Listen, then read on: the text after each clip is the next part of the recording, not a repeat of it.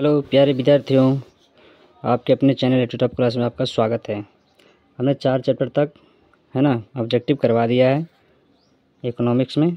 देखिए एक से नेक्स्ट अगले क्वेश्चन है ना, चैप्टर 5 से स्टार्ट कर रहे हैं हम लोग।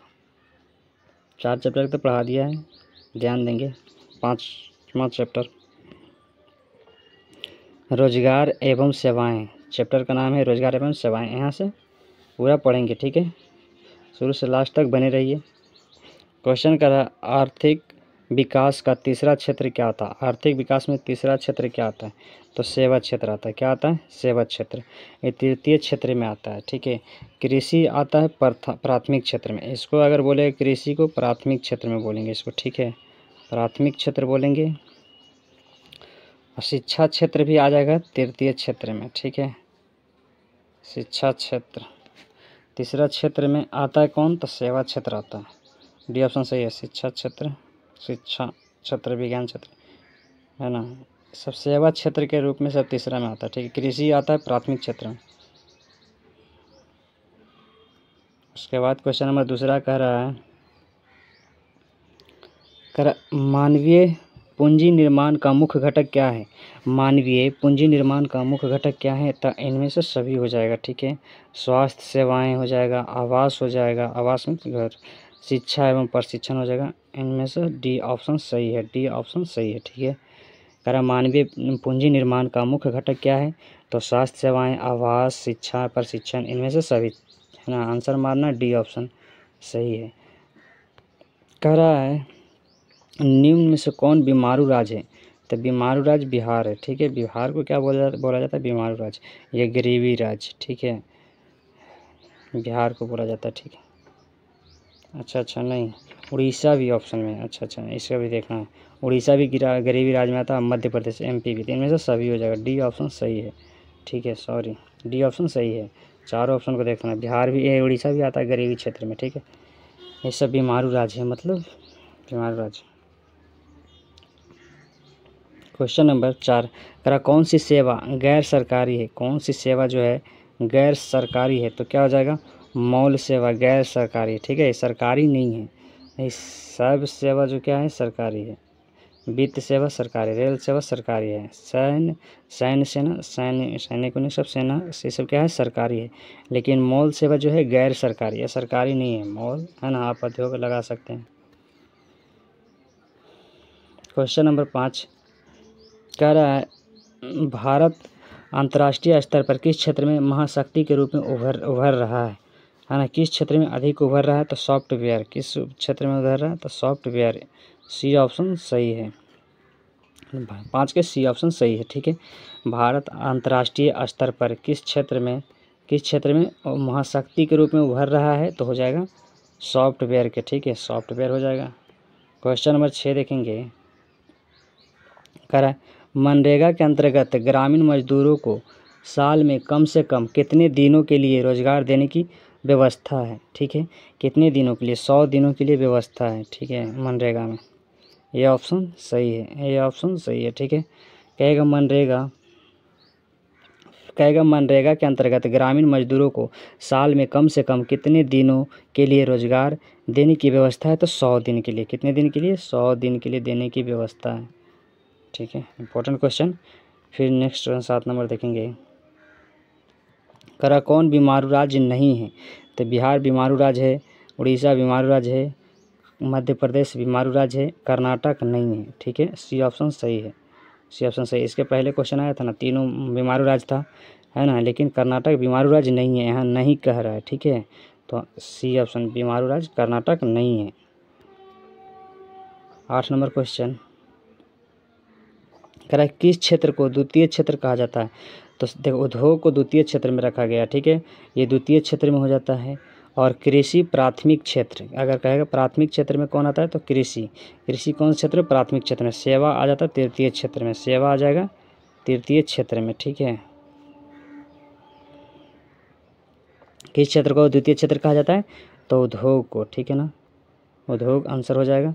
क्वेश्चन नंबर 6 करा ऊर्जा के मुख्य स्रोत क्या है। ऊर्जा के मुख्य स्रोत क्या है, तो ऊर्जा के मुख्य स्रोत हो जाएगा कोयला हो जाएगा मुख्य स्रोत ऊर्जा के, पेट्रोलियम है ना, विद्युत, ये सब क्या ऊर्जा के मुख्य स्रोत है। ये सब ऊर्जा हम लोग ये सब से ऊर्जा मिलता है, ऊर्जा है ना, ऊर्जा का मुख्य स्रोत है। ठीक है, ऑप्शन हो जाएगा डी ऑप्शन सही है। ठीक है, डी ऑप्शन सही हो जाएगा। इसमें से क्या हो जाएगा, डी ऑप्शन। किस क्षेत्र को द्वितीय क्षेत्र हो जाएगा, डी ऑप्शन। ठीक है, ऊर्जा 9 नंबर का आंसर डी ऑप्शन हो जाएगा।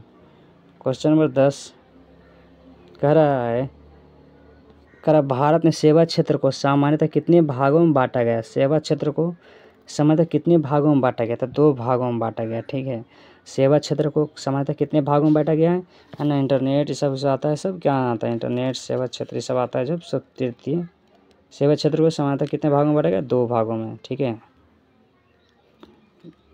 कह रहा बिहार एक राज्य तक कृषि प्रधान राज्य है। ठीक है, इसमें कृषि ज़्यादा होता है, कृषि प्रधान राज्य है ना। बिहार के लोग 85 से कितना % तो है, बिहार कृषि पर निर्भर है। ठीक है, कृषि। क्वेश्चन नंबर 12 कह रहा है मानव पूंजी निर्माण के प्रमुख घटक नहीं है। मानव तो क्या है, मानव विकास के लिए कह रहा मानव पूंजी निर्माण के प्रमुख घटक नहीं है, तो डी ऑप्शन, इनमें से कोई नहीं। ठीक है, कह रहा मानव पूंजी निर्माण के प्रमुख घटक नहीं है ना, यहाँ कह दिया नहीं है। तब भोजन प्रमुख घटक नहीं है पूंजी निर्माण के, है वस्त्र भी जरूरी है, शिक्षा भी जरूरी, लेकिन इनमें से कोई नहीं है ना, आंसर डी। मानव पूंजी निर्माण के प्रमुख घटक नहीं है तो कोई नहीं। ठीक है, इनमें से कोई नहीं आंसर था। क्वेश्चन नंबर 13 कह रहा है आर्थिक विकास का दूसरा क्षेत्र क्या। आर्थिक विकास उद्योग, द्वितीय क्षेत्र में आता है उद्योग है ना। यहाँ दूसरा क्षेत्र पूछ रहा कौन आता है, तो उद्योग सब क्या आता है, द्वितीय क्षेत्र में आता है। जैसे कंपनी फैक्ट्री सब लगाइएगा, सब द्वितीय क्षेत्र में आएगा। शिक्षा क्षेत्र तृतीय क्षेत्र में आता है। ठीक है, सेवा क्षेत्र तृतीय क्षेत्र में आता है, सेवा क्षेत्र में आ गया इंटरनेट, बैंकिंग सब तृतीय क्षेत्र में आता है। ठीक है, कृषि में आ जाता है, कृषि प्राथमिक क्षेत्र में आता है, कृषि प्राथमिक क्षेत्र, मत्स्य पालन प्राथमिक क्षेत्र। ठीक है, क्वेश्चन नंबर 14 कह रहा भारत का पहला टेलीविज़न केंद्र कहाँ स्थापित हुआ है, तो चेन्नई में। कहाँ हुआ है, चेन्नई में। ठीक है, सी ऑप्शन सही है। कहेगा भारत का पहला टेलीविज़न केंद्र कहाँ स्थापित है, दिल्ली में है ना। ठीक है, नेक्स्ट क्वेश्चन देखेंगे है ना। चैप्टर हम लोग 6ठा पढ़ेंगे, वैश्वीकरण। 5 चैप्टर तक हो गया, वैश्वीकरण चैप्टर पढ़ेंगे। ठीक है, कह रहा है क्वेश्चन, कह रहा है विश्व व्यापार संगठन का मुख्यालय कहाँ है। विश्व व्यापार संगठन का मुख्यालय कहाँ है, जिनेवा में। विश्व व्यापार संगठन कहाँ है, जिनेवा में। विश्व व्यापार संगठन का मुख्यालय कहाँ है, जिनेवा में। कह रहा निम्न से कौन भारतीय राष्ट्रीय बहु कंपनी है, तो कौन सा हो जाएगा, इन्फोसिस हो जाएगा। ठीक है, सी ऑप्शन इन्फोसिस। कौन भारतीय बहुराष्ट्रीय कंपनी है, तो इन्फोसिस भारतीय बहुराष्ट्रीय कंपनी है। ठीक है, क्वेश्चन नंबर 3 कह रहा वैश्वीकरण का नकारात्मक प्रभाव निम्न से किस क्षेत्र में देखा गया है, तो किस क्षेत्र में, रोजगार के क्षेत्र में देखा गया। ठीक है, वैश्वीकरण का नकारात्मक प्रभाव निम्न से किस क्षेत्र में देखा गया, रोजगार के क्षेत्र में। क्वेश्चन नंबर 4 कह रहा प्रत्यक्ष विदेशी निवेश का सर्वाधिक लाभ किस क्षेत्र को मिला है, हाँ तो किस क्षेत्र में, विनिर्माण क्षेत्र में मिला है। ठीक है, क्या प्रत्यक्ष विदेशी निवेश का सर्वाधिक लाभ किस क्षेत्र को मिला है, विनिर्माण क्षेत्र में। ठीक है, क्वेश्चन नंबर 5 देखेंगे।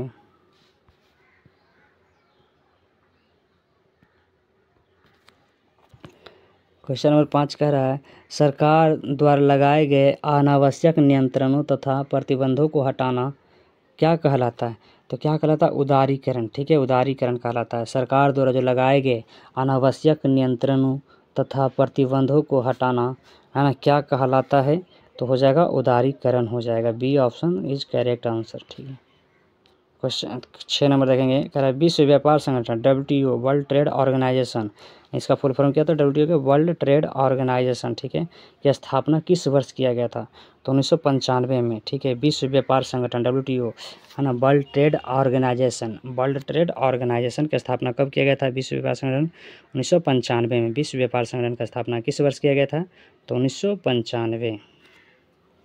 7 नंबर क्वेश्चन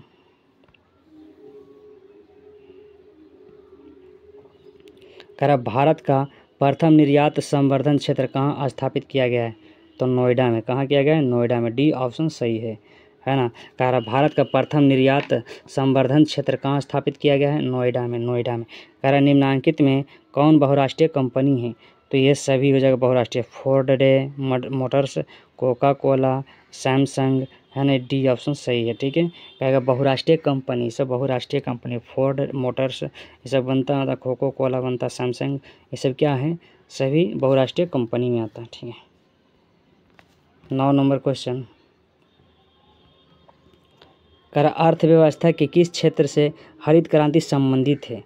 तो प्राथमिक क्षेत्र। हरित क्रांति किसमें क्षेत्र है? तो प्राथमिक क्षेत्र से हरित क्रांति, है ना। हरित क्रांति हो गया, मत्स्य हरित क्रांति आ गया, ये सब जो खेती गेहूँ खेल कृषि के बारे से संबंधित आता है तो प्राथमिक क्षेत्र। द्वितीय क्षेत्र में आ जाता है ना। कंपनी उम्पनी उद्योग कुछ लगाइए, फैक्ट्री उक्टरी, ये सब द्वितीय क्षेत्र में आ जाता है। तृतीय क्षेत्र में इंटरनेट बैंकिंग ये सभी काम आता है तृतीय क्षेत्र में, है ना। शिक्षा उच्छा टीचर टीचिंग सब आता है तृतीय क्षेत्र में। क्वेश्चन नंबर 10 कह रहा है वैश्वीकरण का अर्थ क्या है? वैश्वीकरण का अर्थ क्या है? तो वैश्वीकरण का अर्थ है विश्व अर्थव्यवस्था से समन्वय। क्या है? विश्व अर्थव्यवस्था से समन्वय, ठीक है। वैश्वीकरण का अर्थ क्या है? विश्व अर्थव्यवस्था से समन्वय। 11 नंबर क्वेश्चन कह रहा है निम्नलिखित में से क्या नई आर्थिक नीति का अंग नहीं है? राष्ट्रीयकरण। क्या नहीं है? राष्ट्रीयकरण। निम्नलिखित में से क्या नई आर्थिक नीति का अंग नहीं है? तो राष्ट्रीयकरण नहीं है, ठीक है। नई आर्थिक नीति का अंग नहीं है राष्ट्रीय। बाकी निजीकरण राष्ट्रीय नीति आर्थिक अंग है, वैश्वीकरण है, उदारीकरण है, लेकिन राष्ट्रीयकरण है ना, मैंने राष्ट्रीयकरण किया गया जो नई आर्थिक नीति का अंग नहीं है, ठीक है। सी ऑप्शन सही है 11 के। 12 नंबर क्वेश्चन करा वैश्वीकरण के मुख्य अंग कितने हैं? वैश्वीकरण के मुख्य अंग कितने हैं? वैश्वीकरण के अंग कितने? 4 हैं, ठीक है। इंपॉर्टेंट क्वेश्चन है ना, बहुत बार पूछा गया 2020, 18, 14, 11, है ना, सभी में पूछा हुआ क्वेश्चन। तो क्या हो जाएगा? 12 के 4 हो जाएगा। कह रहा वैश्वीकरण के मुख्य अंग कितने हैं? वैश्वीकरण के मुख्य अंग कितने? 4 हैं। क्वेश्चन नंबर नई आर्थिक नीति में कितने सम्मिलित किया गया है? नई आर्थिक नीति में किसे सम्मिलित किया गया है?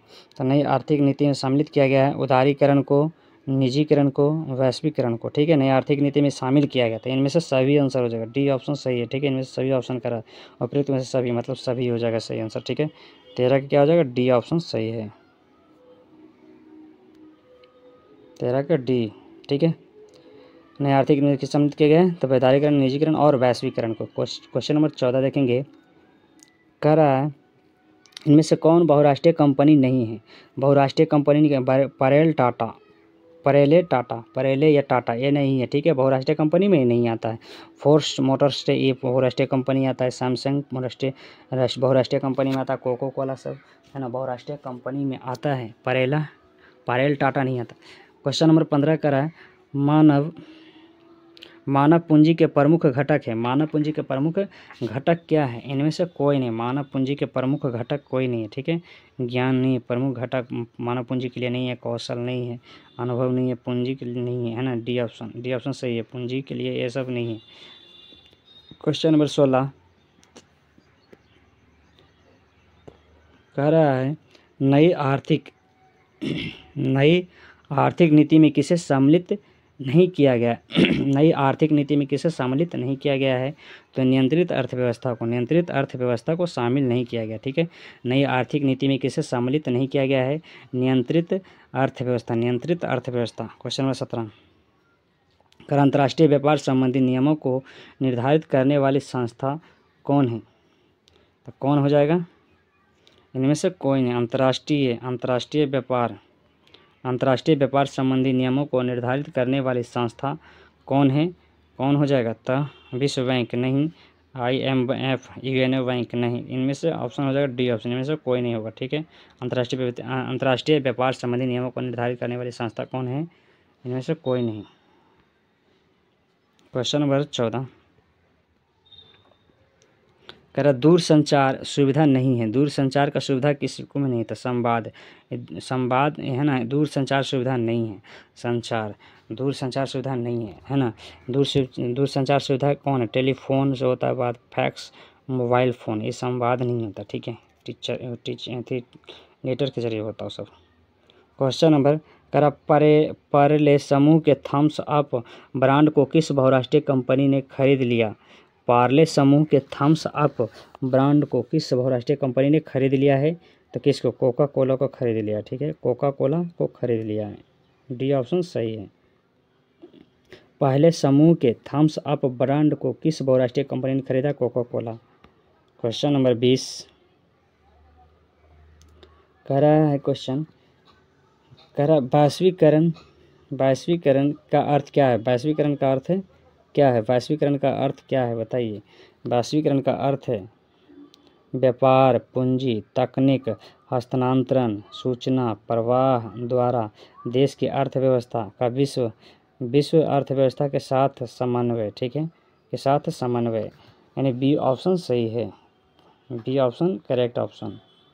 ठीक है, करा वैश्वीकरण का अर्थ क्या है? तो क्या बताना है? वैश्वीकरण का अर्थ हो जाएगा व्यापार, पूंजी, तकनीक, स्थानांतरण, सूचना प्रवाह द्वारा देश की अर्थव्यवस्था, है ना, का विश्व अर्थव्यवस्था के साथ समन्वय।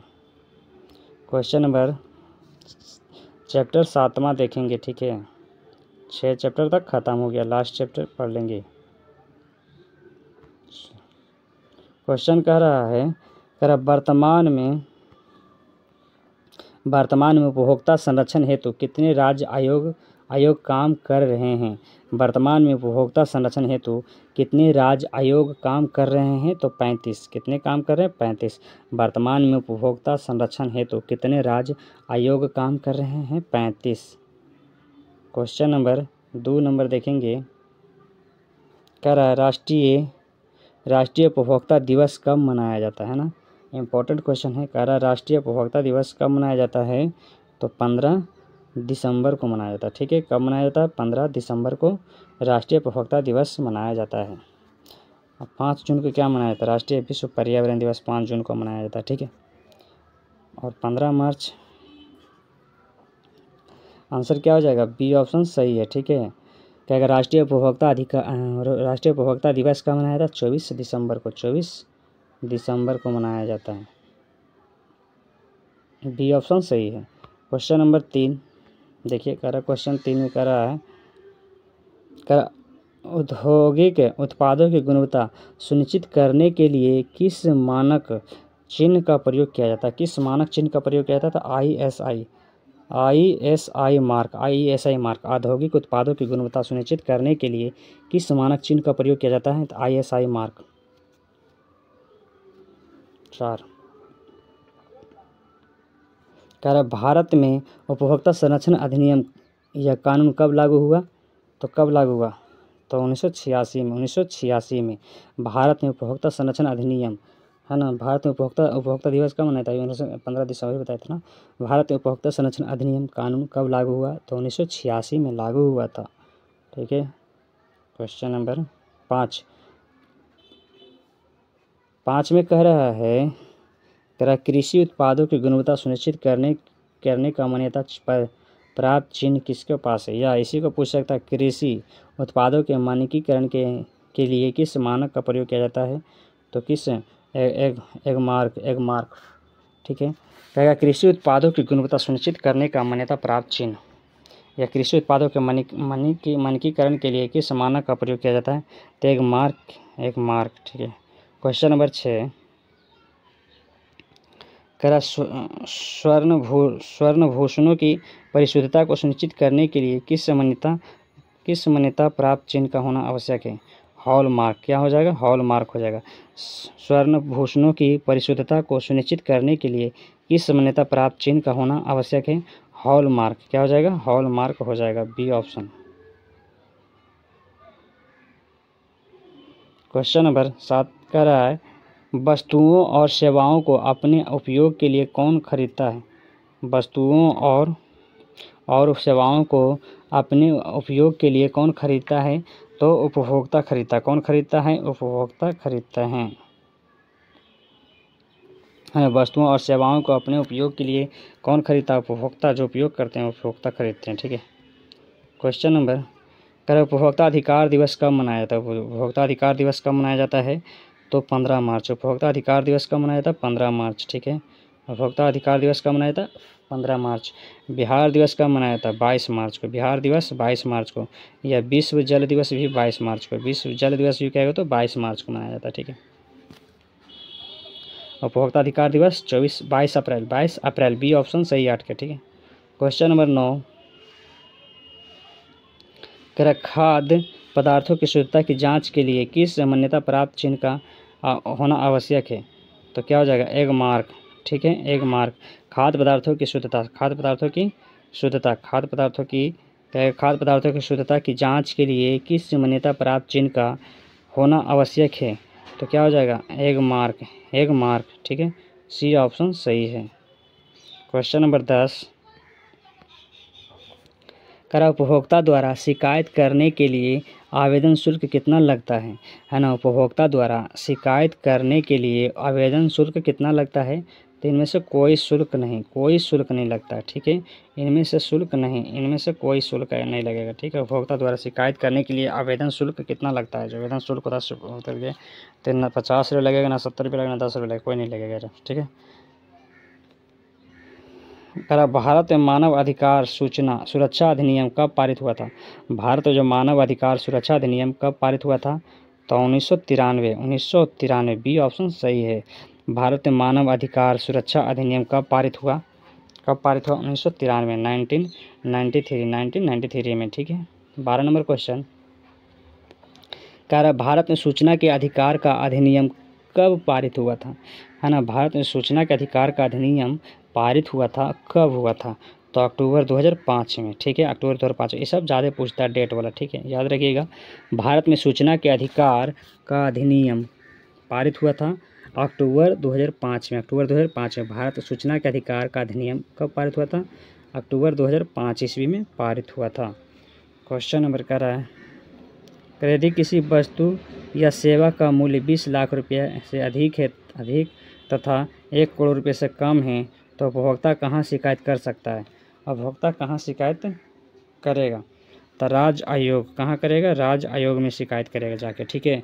यदि किसी वस्तु या सेवा का मूल्य 20 लाख रुपये से अधिक है ना, यदि कोई वस्तु या सेवा का मूल्य 20 लाख रुपये से अधिक है तथा 1 करोड़ रुपये से कम है तो उपभोक्ता कहाँ शिकायत करेगा? राज्य आयोग में जाके शिकायत करेगा। बी ऑप्शन सही है, 13 के बी ऑप्शन। क्वेश्चन नंबर 14, सूचना का अधिकार किस प्रकार अधिकार है? सूचना का अधिकार किस प्रकार का अधिकार है? तो वैधानिक, ठीक है, क्या हो जाएगा? वैधानिक, ए ऑप्शन सही है, ठीक है। सूचना का अधिकार किस प्रकार का अधिकार है? वैधानिक। सूचना का अधिकार किस प्रकार का अधिकार है? वैधानिक हो जाएगा। क्वेश्चन नंबर 15, राष्ट्रीय उपभोक्ता हेल्पलाइन नंबर क्या है? राष्ट्रीय उपभोक्ता हेल्पलाइन नंबर क्या है? 1811 बोलना है ना। उपभोक्ता राष्ट्रीय हेल्पलाइन नंबर है, ठीक है। 180011 उसके बाद 4000 बोलना है, ठीक है। हेल्पलाइन नंबर है, क्या है? राष्ट्रीय उपभोक्ता हेल्पलाइन नंबर है, ठीक है, ठीक है। ख़त्म हो गया। शुरू से लास्ट तक बनने के लिए धन्यवाद, थैंक यू। अच्छा लगा हो तो लाइक कर दीजिए, है ना, अपने दोस्तों में शेयर कर दीजिए।